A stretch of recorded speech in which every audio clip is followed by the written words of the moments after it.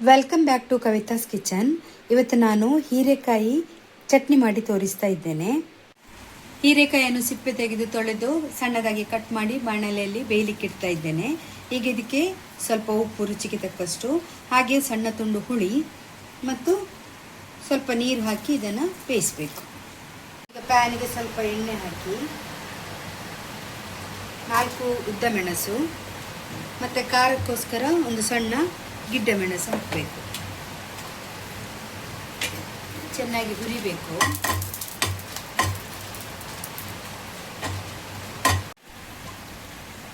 ಸ್ವಲ್ಪ ಕಾಯುವಾಗ ಈಗ 1 tea spoon ಅಷ್ಟು ಉದ್ದಿನಬೇಳೆ ಇದಕ್ಕೆ ಹಾಕಬೇಕು.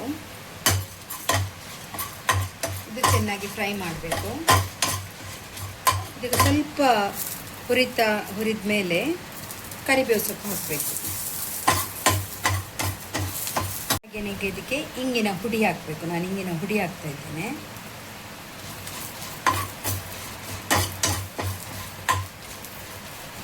ಇದು ಚೆನ್ನಾಗಿ ಫ್ರೈ ಆಗಿದೆ. ಇದನ್ನೀಗ ಬೇರೆ ಒಂದು ಪ್ಲೇಟಿಗೆ ಹಾಕಬೇಕು. ಈಗ ಅದೇ ಪ್ಯಾನಲ್ಲಿ ತೆಂಗಿನಕಾಯಿ ಸ್ವಲ್ಪ ತಗೊಂಡಿದ್ದೇನೆ. ಒಂದು ಸಣ್ಣ ಕಪ್ಪಲ್ಲಿ ಸ್ವಲ್ಪ ತಗೊಂಡಿದ್ದೇನೆ. ಅದನ್ನು ಹುರಿಬೇಕು. ತೆಂಗಿನಕಾಯಿ ಹುರಿದು ರೆಡಿ ಆಗಿದೆ. ಇದು ಸ್ವಲ್ಪ ಕೆಂಪು ಬಣ್ಣ ಬರುವವರೆಗೆ ಹುರಿಬೇಕು. ಇನ್ನು ಇದನ್ನು ಮತ್ತು ಆಗ ಹುರಿದ ಸಾಮಗ್ರಿಗಳು ಮತ್ತು ಬೆಂದ ಹೀರೆಕಾಯಿ ಇವೆಲ್ಲ ಒಟ್ಟಿಗೆ ಹಾಕಿ ಮಿಕ್ಸಿಯಲ್ಲಿ ಅರಿಬೇಕು. ಹೀರೆಕಾಯಿ ಸಹ ಬೆಂದು ರೆಡಿಯಾಗಿದೆ. ಈಗ ಎಲ್ಲ ಅರ್ದು ರೆಡಿ ಆಗಿದೆ ಹೀರೆಕಾಯಿ ಚಟ್ನಿ. ಅದಕ್ಕೆ ಈಗ ಒಂದು ಒಗ್ಗರಣೆ ಹಾಕುವ. ಅದಕ್ಕೆ ನಾನು ಸ್ವಲ್ಪ ತೆಂಗಿನೆಣ್ಣೆ ಹಾಕ್ತಾ ಇದ್ದೇನೆ. ಸಾಸಿವೆ,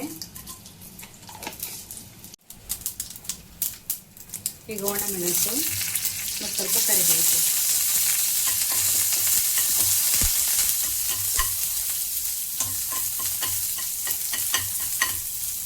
ಈಗ ಇದಕ್ಕೆ ನಾನು ಅರೆದ ಹೀರೆಕಾಯಿ ಚಟ್ನಿಯ ಮಸಾಲೆಯನ್ನು ಹಾಕ್ತಾ ಇದ್ದೇನೆ.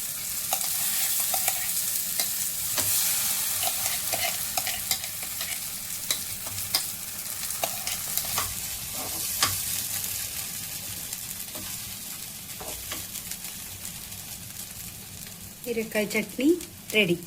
ಯಾವಾಗಲೂ ಹೀರೆಕಾಯಿ ಪಲ್ಯ ತಿಂದು ಬೇಜಾರಾಗಿದ್ದರೆ ಹೀಗೆ ಒಮ್ಮೆ ಟ್ರೈ ಮಾಡಿ. ಹಾಗೆಯೇ ವಿಡಿಯೋ ಲೈಕ್ ಆದರೆ ಲೈಕ್ ಮಾಡಿ, ಶೇರ್ ಮಾಡಿ, ಸಬ್ಸ್ಕ್ರೈಬ್ ಮಾಡಿ, ಬೆಲ್ ಐಕನನ್ನು ಒತ್ತಲಿಕ್ಕೆ ಮಾತ್ರ ಮರಿಬೇಡಿ. Thank you.